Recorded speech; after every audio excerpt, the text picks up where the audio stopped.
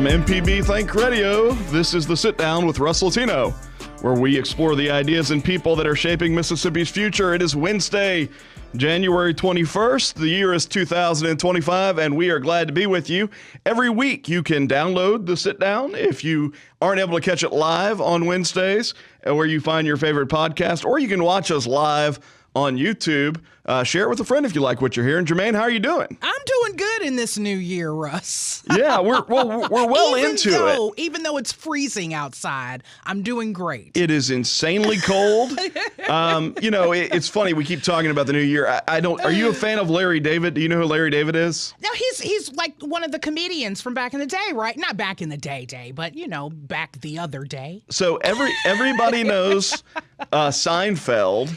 Yeah. Larry David was with the glasses. Was the co-writer on Seinfeld, and then he had his own show called Curb Your Enthusiasm on HBO. Yeah. But he does this bit on Curb Your Enthusiasm where somebody wished him Happy New Year on like January 5th. And he basically says, we're a little far into the new year. So I got to stop saying that. But I'm still shaking the cobwebs off a little bit. A lot going on right now. I mean, obviously, this week we celebrated Martin Luther King Jr. Day. That's right. We had the inauguration of a new president. Lots of fun chaos going on. It's a lot. As there's a transition there. And then in Mississippi, as you mentioned, downright frigid. Yeah. I mean, everything is definitely coming of new in this 2025 year. Well, and the craziest, look, I grew up on the Mississippi Gulf Coast. Me as well for some years. So the only time I remember there being snow, the year was 1987. I like you throwing it back. It was 1987. Russ was 6. But there was snow on the ground, and it was a very cool experience. Well, right here in Jacktown, no snow. Nothing to be seen. Yeah. A big dud. Everything closed because people are scared to death of, Or really excited about the snow. I don't know, scared to death. One of the two. The potential was enough to drive people indoors. But what we saw yesterday on the Mississippi Gulf Coast was actually a decent little snow. Yeah, I mean, the sand has now turned into snow, and that's different for me. I've never seen that. Well, and I was going to say, up in New England, you've got lake effect snow. Yeah. Right. And, Buffalo has lake effect snow. Yep. Michigan's got lake effect. Where my people are from. Yeah. I was going to say we have Gulf of Mexico effect snow, but is it really the Gulf of Mexico anymore? No. They've named it so many names now, other than just Gulf of America, that it's supposed to be named soon. I've heard so many other different things. It's the rise of postmodernism. It can be whatever you want it to be. Just call it whatever. Somewhere right now, there's a guy that makes maps. Who's like, come on, guys. It's been this way for a while. That's right. Anyway, right. And you guys, look, guys are toughing your way through the frigid weather too right here at MPB because that's right. You're without power. You're running on generators. That's right. I mean, things happen. 2025 has brought, we came in, especially not even dealing with here. We came into the new year with wildfires in California. I mean, from one and the next, I can't even complain with what we have going on here.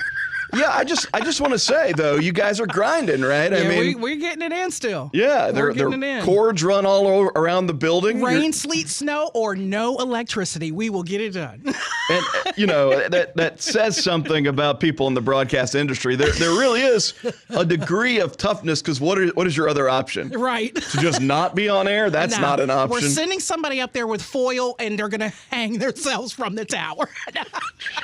Yeah. So. No, it's not that bad. A lot going on around here, and I'll pause for a serious transition or segue. One, I'd be remiss if I didn't mention someone else who ground and grinded his way through the broadcast industry for a long time. Paul Gallo passed away on Sunday. Yeah. Gallo was, of course, sort of famously connected with Super Talk. Had been there for over 30 years. Wow. Brother in broadcast. I got to know Paul right out of law school. I think it was around 2006 I graduated from law school, and I probably met him in 07 or 08. And I don't even recall exactly how it happened because I'm a baby lawyer trying to learn how to do baby lawyer things. Yeah. And ended up being a guest on his program a few times. And then before I knew it, they were like, hey, why don't you come on and guest host every once in a while? And so I got to guest host over there for Paul for a number of years. A bulldog of a guy. When he believed something, he really believed it.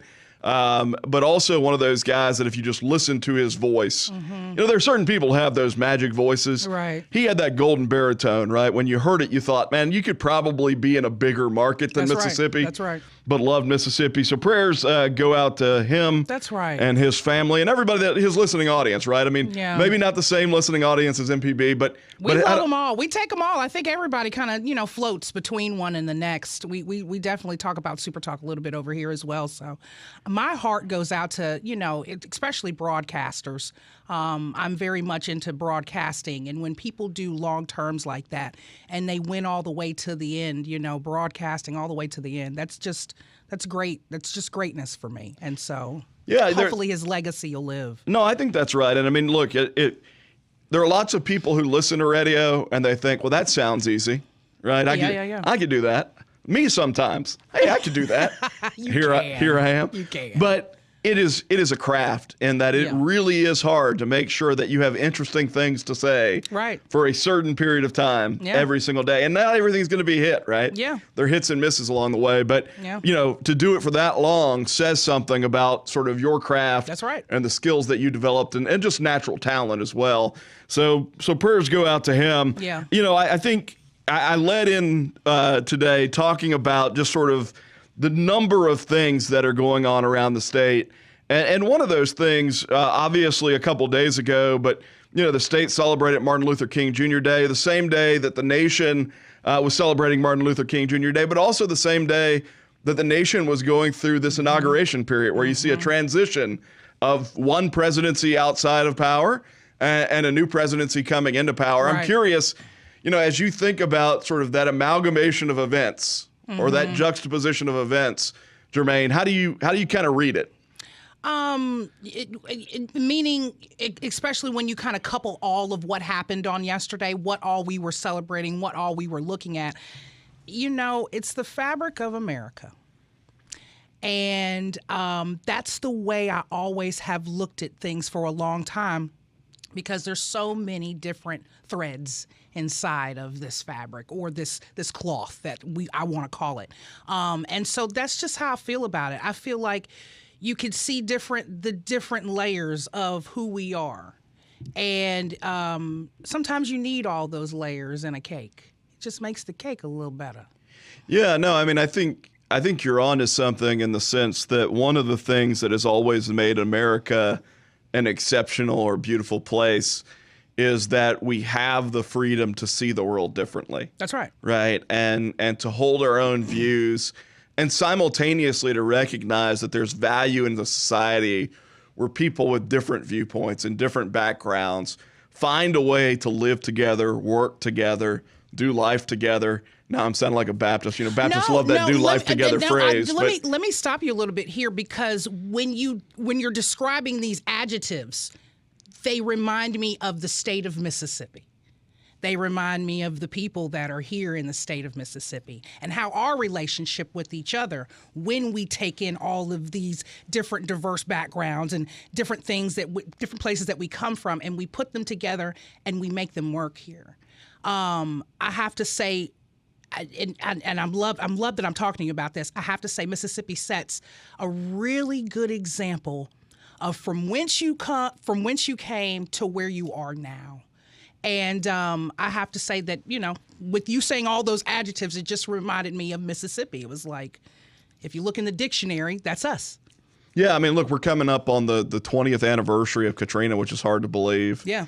But as a Coastie who had a mom who got slabbed and a sister who had a van inside of her living room once the surge was done, that experience is a life-shaping experience, but not all negative, because sort of what we saw in the aftermath of a Katrina or a tornado in Rolling Fork more recently is that a lot of those artificial divisions between us as people fall away. Oh, yeah. And there's this tremendous rush of humanity that recognizes that it doesn't matter where you came from, what you do, what you think. we're going to be there to help. And that's the best of Mississippi when we act like that. I will tell you this, though. I've always had tremendous hope for our country.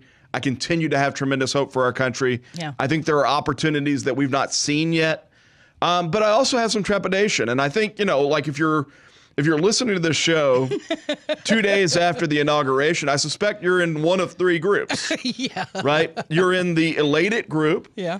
That is jubilant. And look, if I scroll my social media, I see all sorts of friends that are up in D.C. and have been up in D.C. for the last several days. Yeah. Wearing tuxedos and attending parties and smiling, and they are in the jubilant crowd. And then I think there is 1/3 of our country that is somewhat despondent, right? Who looks at this and doesn't necessarily think that the current direction of the country represents their values. Yeah. And then I think there's 1/3 of the country that's kind of like, let's wait and see what happens. Yeah. It's not going to all be good. It's not going to all be bad. Yeah. Right? And be measured in the way that we think about things. I probably fall into that third camp. I'm with you. But I will tell you there's some trepidation, and it's not uniquely partisan. It's looking at an environment as an example.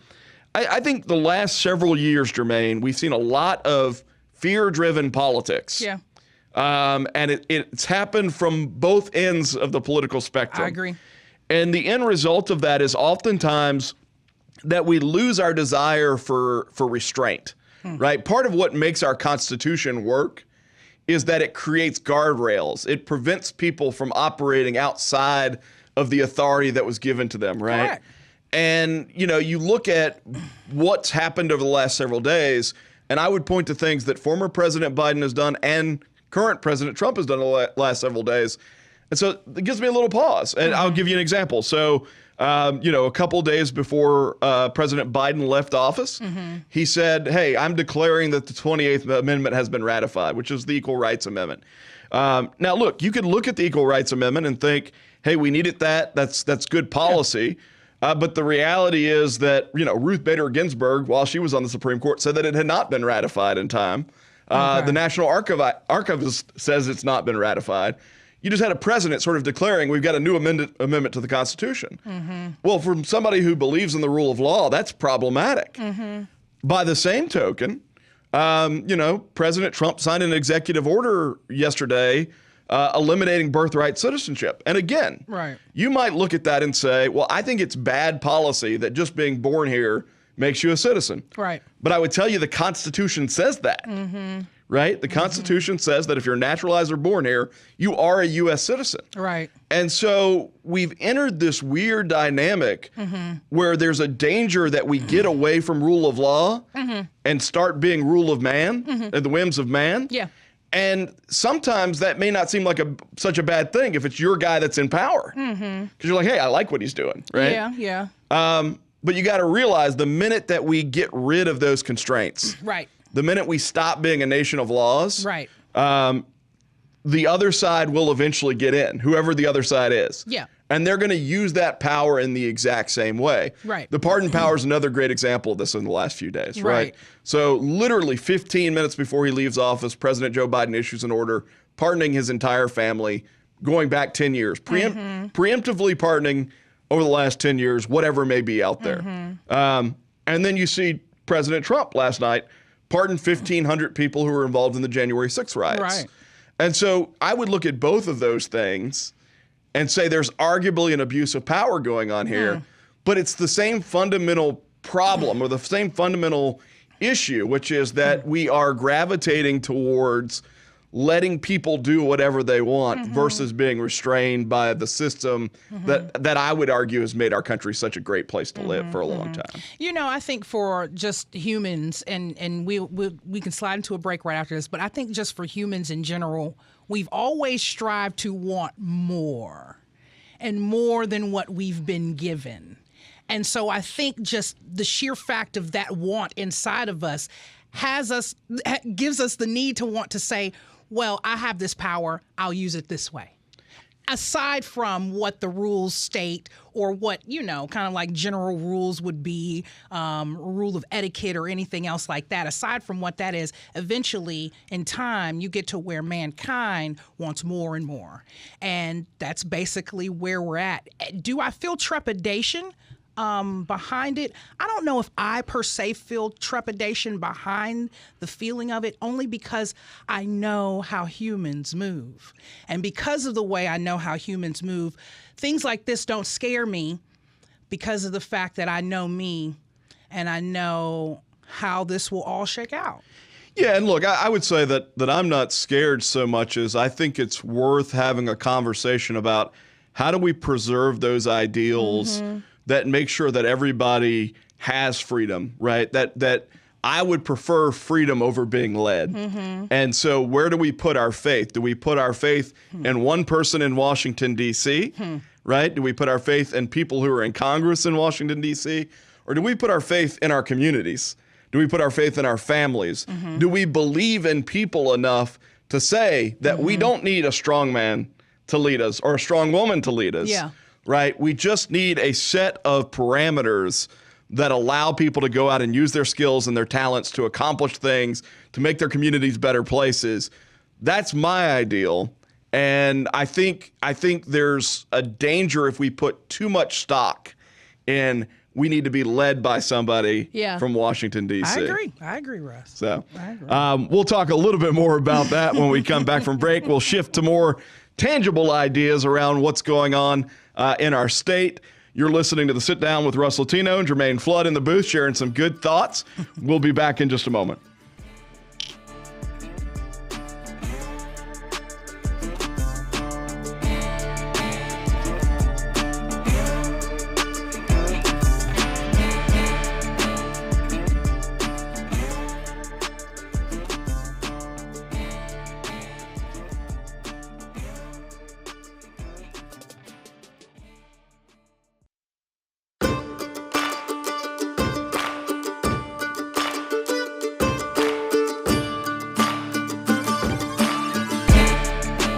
You're listening to The Sit Down on NPB Think Radio. I'm your host, Russ Latino.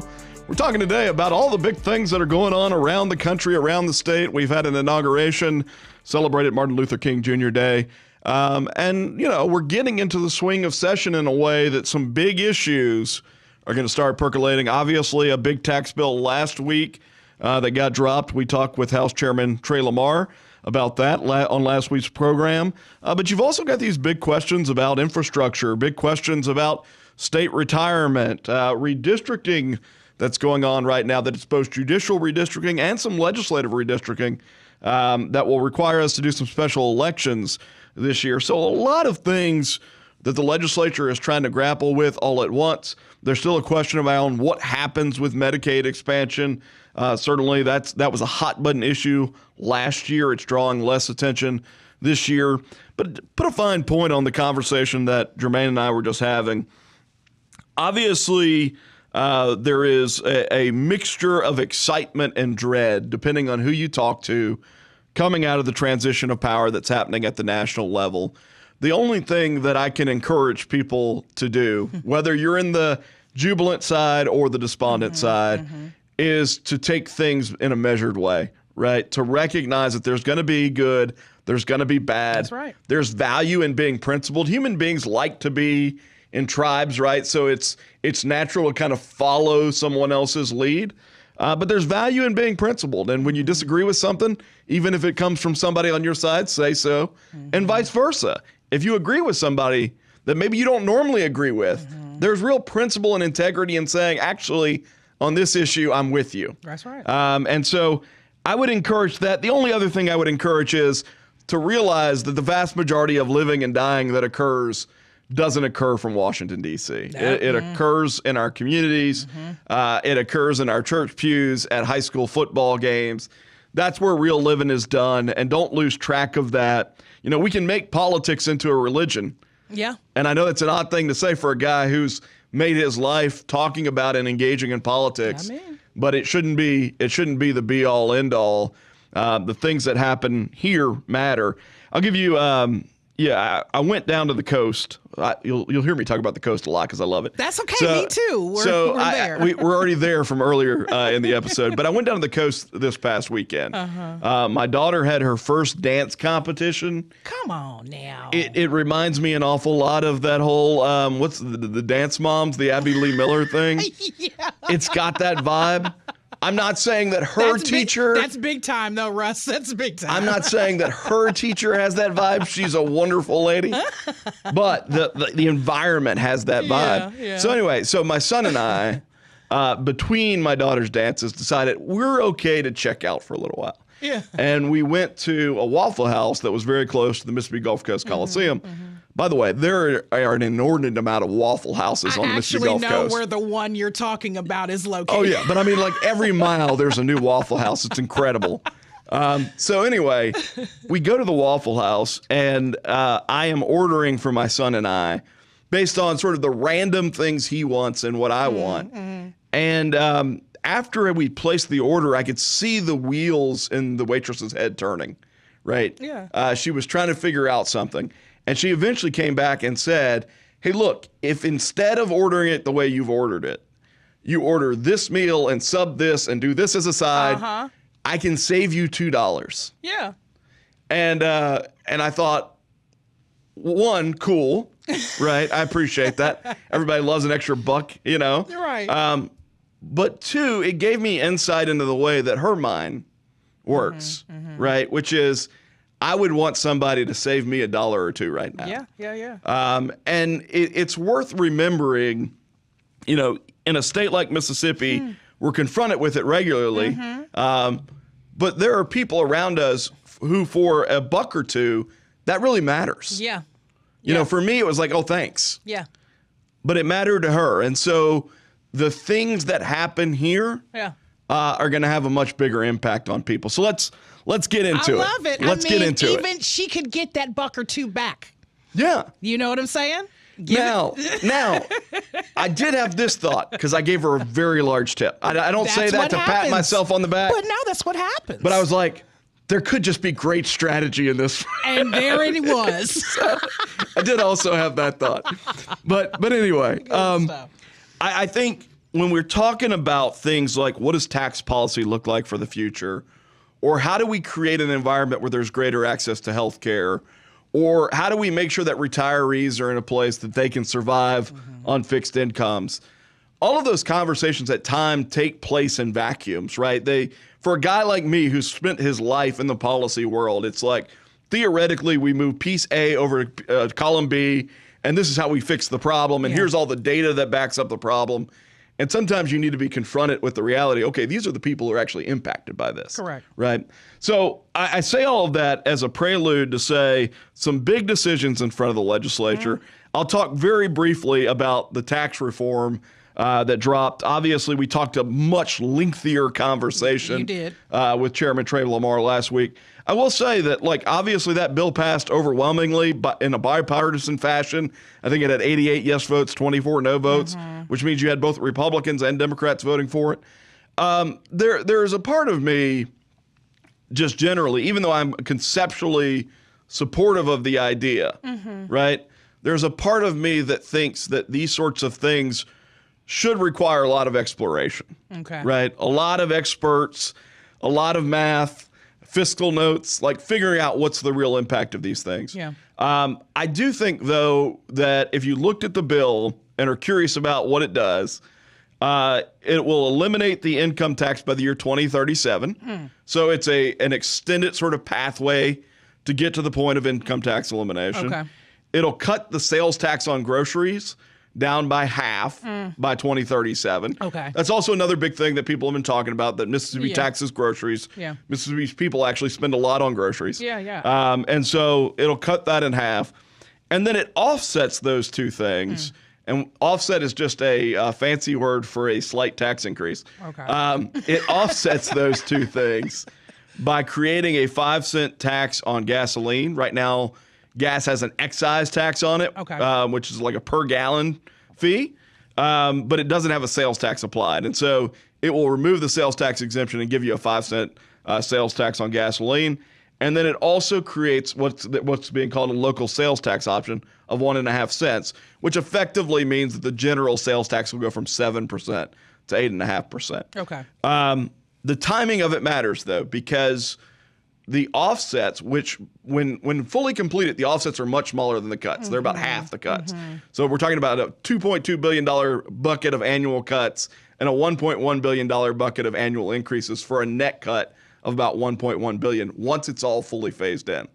The problem, if there is a problem, is that the offsets come before the cuts come. And so it will be a number of years before there's actually a net tax cut for people who are looking for tax cuts, because you get the full 1.5 cent sales tax, the full 5 cents sales tax on gas. Now, the argument is that both of those things, one, yield more money for cities and counties, and two, yield more money for roads and bridges. But that's something that the Senate's going to have to figure out. So I say all of this wonky, nerdy stuff if you wanted to try and understand all the moving pieces, because it's a comprehensive bill, to say that the Senate's going to have to consider, hey, if we're going to do it this way, should we line it up so that the offsets phase in over the same pathway as the cuts so that nobody's really getting a net tax cut or net tax increase? Okay. And the other thing the Senate's going to have to grapple with is, can we afford this? And there will be a lot of debate over that. I think one important thing for people to understand, Jermaine, is that the way that these tax cuts typically work is that you're not talking about an actual reduction in revenue year to year. You're talking about a restraint on the growth in spending. And I'll explain what I mean by that. Over the last 10 years, the state of Mississippi took in an additional $3 billion annually in taxes, right? So our revenue grew because our economy was growing. And so the way that this would work would be that you'd look at it and say, well, instead of spending the next $3 billion in growth, we will spend $800 million of the next $3 billion in growth. And the rest of it will be dedicated towards the cuts. Right. And so that's the thought process for people who are going, hey, we can't just get rid of $2.2 billion.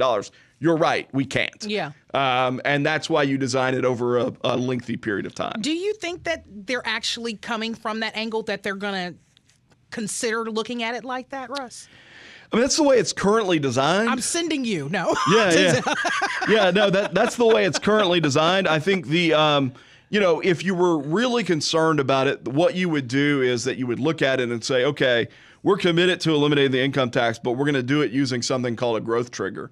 So you would say, we're going to allow government spending to go up normally by the rate of inflation, right? So if the rate of inflation's been high, but let's say the rate of inflation comes back down to under 2, which is the target for the Fed, then we're going to let government spending go up by 2% a year, and everything over that essentially pays down the tax rate. Yeah. And if we don't go up by 2% a year, we don't do any cuts. And so that's the way that I think a lot of people would design something like this, to make sure that you don't run into a situation where there's a budget shortfall. Yeah. Short version is, there's a way to do it. I just think the Senate and the House are going to have to grapple with how exactly to do it, to make sure we don't end up in a jam. And also, candidly, to just make sure that we're not in a place where what will eventually be tax relief on the front end doesn't look or feel like it. Yeah. I like that. So that's a big thing. Obviously, that has been said by House Speaker as their number one priority. Jason White has said it's their number one priority. Trey Lamar has said it's their number one priority. The governor says it's his number one priority. And certainly I commend them for thinking boldly, because, I mean, it is a plan to do something that other states haven't gone as far in doing. Yeah. It is a plan to try and fund infrastructure. It has a component of it to try and fund state retirement. So they're trying to do a lot of big, bold things at once that deserve some commendation for thinking outside the box. Yeah.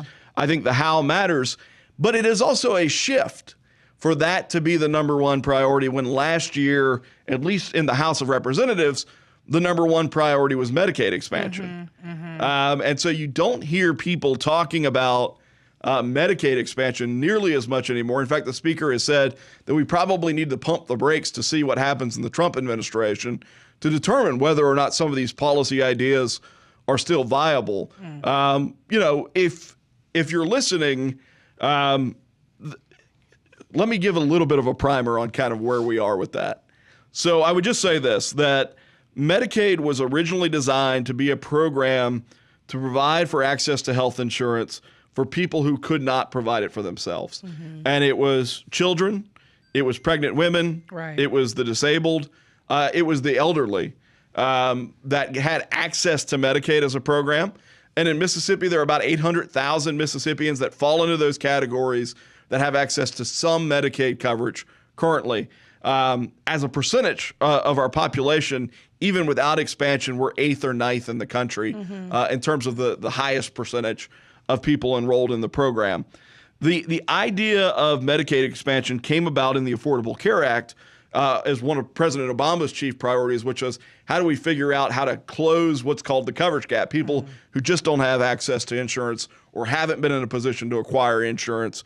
And so they did that in two different ways.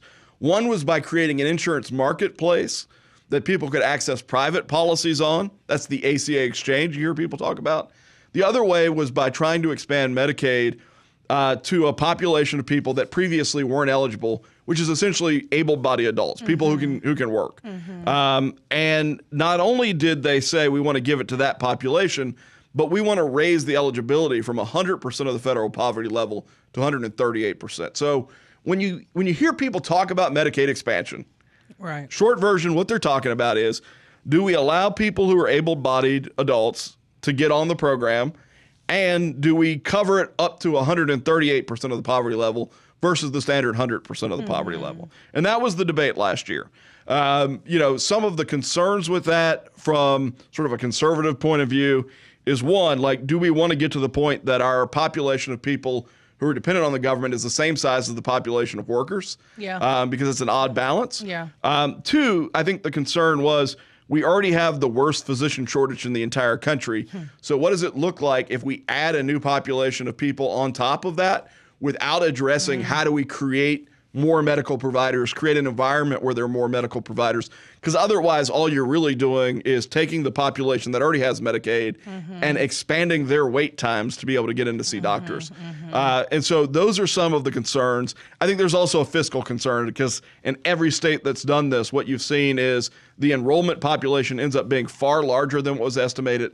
The cost ends up being far larger than what was estimated. So now, look, Russ, I need you on the next segment. You're going to have to layman's term me on what this tax reform looks like positively and negatively for, the everyday man. Yeah, no, and I'm happy to do that. Here's what I'd say on why the Medicaid expansion debate has curbed a little bit.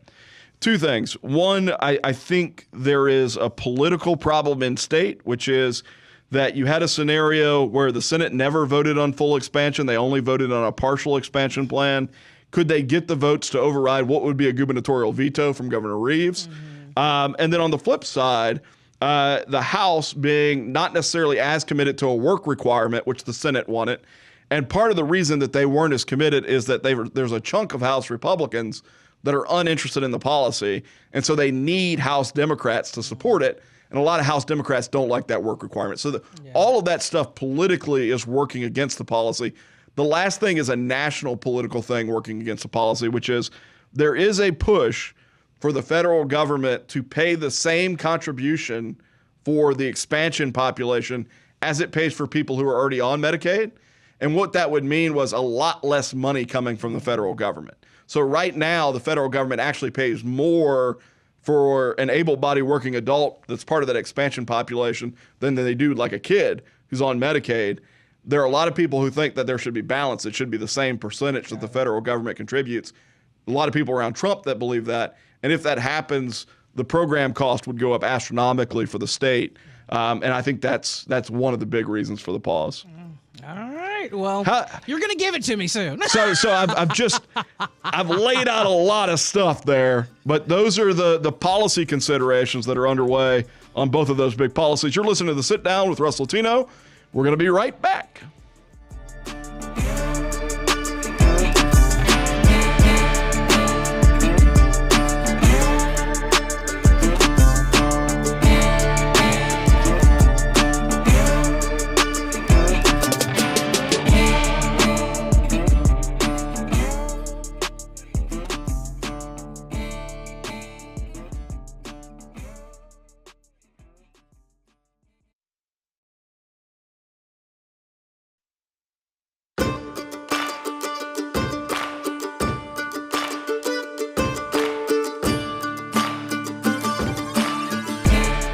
You're listening to The Sit Down right here on MPB Think Radio. I'm your host, Russ Latino.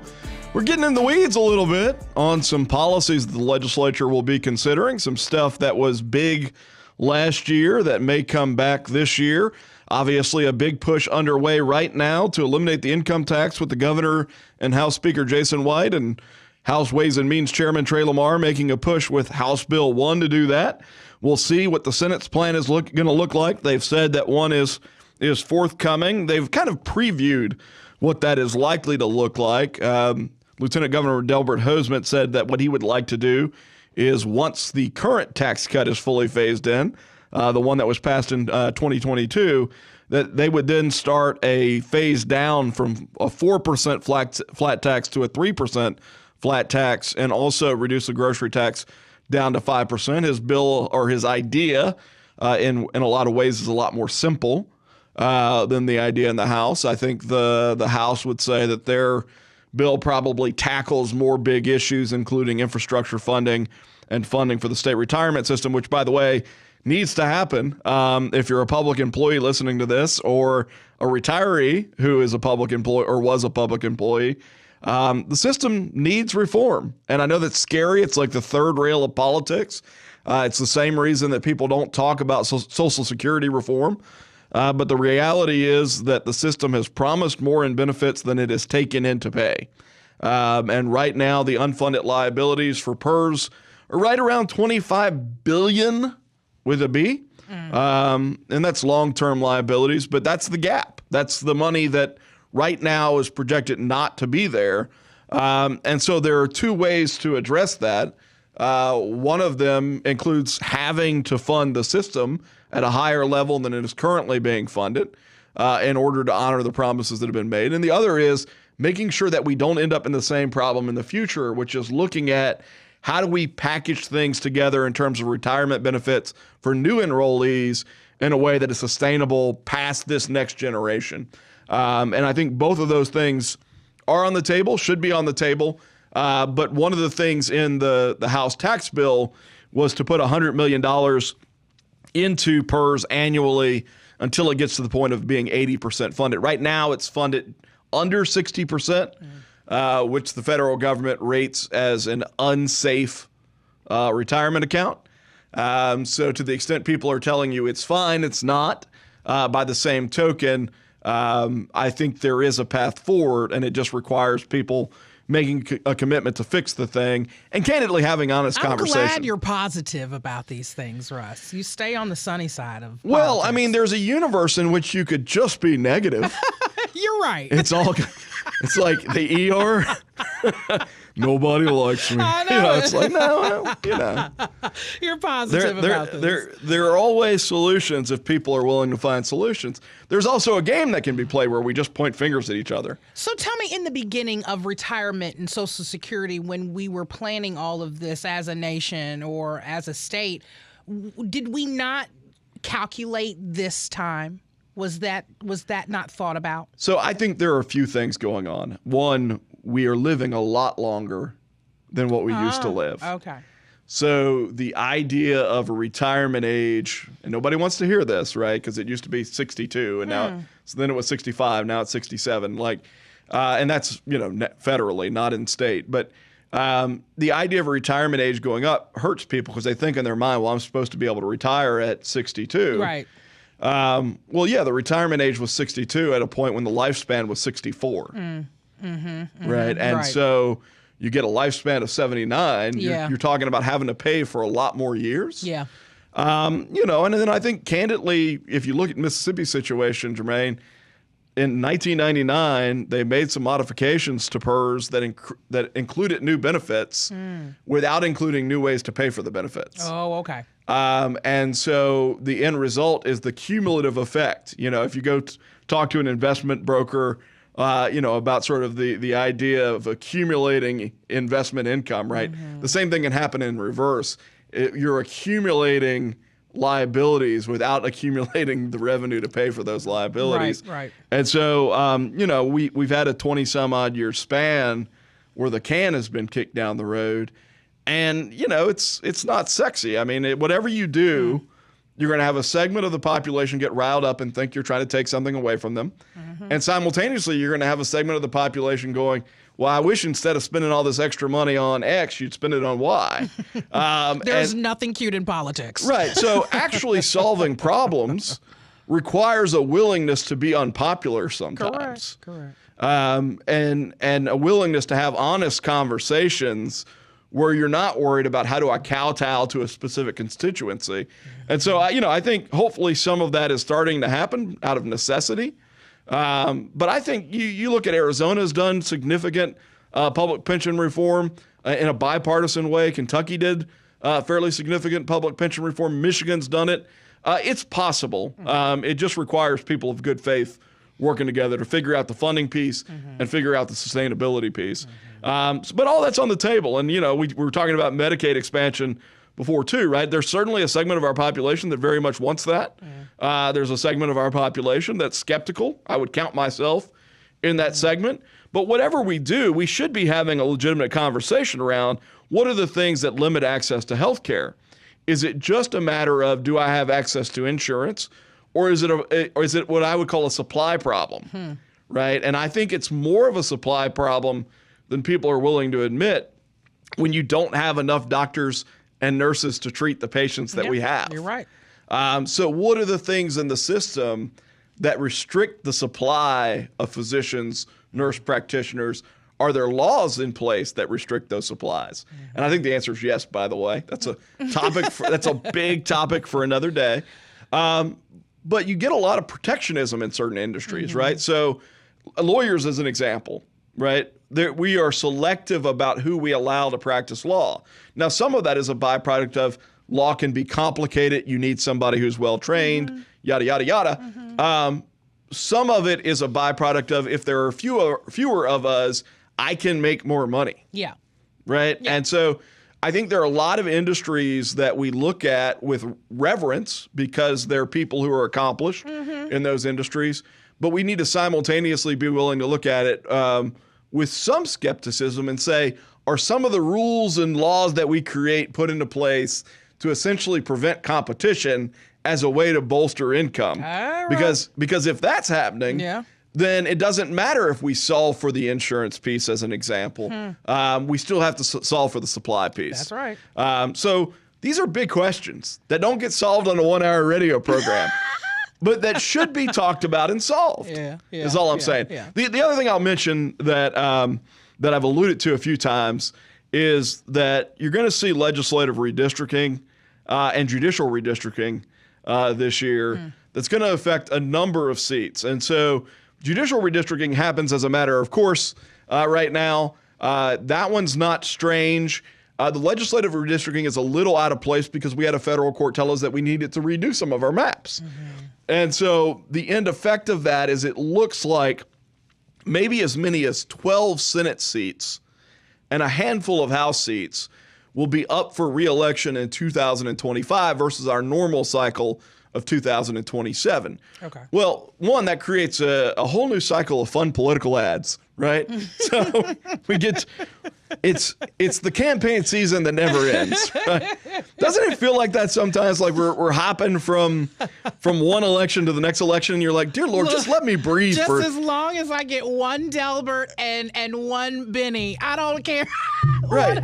Just let me breathe a little bit. I just want one Delbert on the bench. So anyway, we're going to get that. But I would also say the effect of that sort of being out of time is that in a lot of ways it could impact some of these big votes that will happen. Yeah. So that if you're thinking about this huge comprehensive tax reform as an example, and you're a senator, you probably want to make sure that it's a net tax cut on the front end, because if it's not, someone may come out and say, you know, as an opponent of yours, hey, look, they actually voted to raise taxes, whatever, right? So even though the long-term game is a massive tax cut, you might be concerned that in the short term, somebody's going to position it against you. Okay. And that's true on a lot of these votes, is like you're trying to think about how, and maybe I shouldn't say this. Maybe I'm talking too much about the way the sausage is made. But you're trying to figure out, how do I position myself so that I'm not going to get beat over a messaging point, even one that's dishonest, right? And so I think a lot of that can affect the way that people vote in election years. What you typically see in the legislature is that in year 1 or year 2 of the legislative cycle, legislators will do bold things. And year 3 and 4, they get a little more timid historically. And it's because they're close enough to an election cycle that they're worried about people remembering things. Yeah. And so they get a little more cautious. I think with this happening in the middle of a cycle, there's the risk, particularly in the Senate, that you're going to see people who are a little bit more cautious. The downside of that is I actually want the legislature to be bold right now. And at some level, it's why I say I commend the effort that's been put forth in House Bill 1. I don't agree with every piece of it. I might design some of it differently if somebody were to say, how would you design this? But what I would say is, I think for so long, Mississippi has had a mindset that says, we'll wait until somebody else does it and then we'll follow. Or we have a mindset that has kind of become comfortable with people portraying us as being last in all of these things, even though some of that's really unfair. Education's a great example of this. Annie E. Casey now says that Mississippi has the 32nd best K-12 program in the nation. Now, you'd rather be 1 or top 5, right? But when you used to be 50th, 32nd feels like an accomplishment. Yeah. Something that's worth celebrating. So I think, though, that there's this mindset that Mississippians at times have to break themselves of. We're so used to late night television telling us that we're bad at things. Yeah. Right? And we're so used to jokes that we even do it ourselves. We'll be self-deprecating when we're talking to other people. So that when you tell me somebody's thinking about a way to fundamentally transform our tax code in hopes of making us more competitive, growing our economy, all that kind of stuff, I look at it and go, like, kudos to them for having the guts to try something big, because for Mississippi to break that mentality, we're going to have to be willing to be innovative. It's the same reason it's really cool that Amazon and this the Compass Center data center that's going in down in Meridian are going in, because we're so used to thinking in terms of, well, Mississippi's agriculture or Mississippi's manufacturing. Both of those things are cool. There's nothing wrong with either one of them. But how awesome is it for us to look at it and go, well, Mississippi can be a leader in big data, which is the future of our economy as a country. And Mississippi is a leader in energy that allows for that big data, because without the largest nuclear reactor in the entire country at Grand Gulf, without the liquid natural gas supply that we've got, we wouldn't be able to attract these companies. And so in a lot of ways, we are positioned to be dynamic. And there's a part of me that wants to reward dynamic thinking, even if it's a little messy. Yeah, at least you're trying. Does that make sense? That makes sense, Russ. So, I think there are opportunities on the table. There's also the risk that we become complacent, that we just do enough. Yeah. Right? And there's a happy medium there to be found between you want to be bold, but you also don't want to be reckless. And so figuring that out over the next few months is going to be important. I will give the legislature credit in this way. In the last 20 plus years, we've gone from a $700 million deficit in our state to a $2.5 billion surplus, right? Our economy has grown tremendously. Incomes are going up. All of that stuff at some level may behoove us to trust a little bit that the folks who are currently in those positions have enough sense that they've done things okay. Yeah. Right? We talked about going from 50th to 32nd in education as an example. So we're going to see how this legislative session unfolds. Clearly on this show, we're going to talk about these issues. I love it. You're passionate about it. And we're going to get other really smart people in to talk about these issues. Yeah. In the meantime, we're going to have some fun.